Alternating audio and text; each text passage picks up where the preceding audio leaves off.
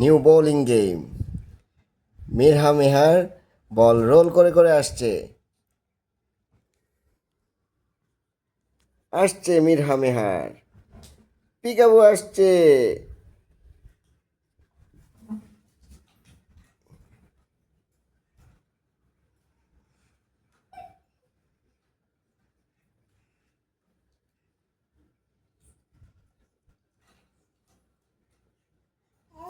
বল roll করে করে আসছে, স্লোলি স্লোলি আসছে, আবার পাখির দিকেও তাকায়।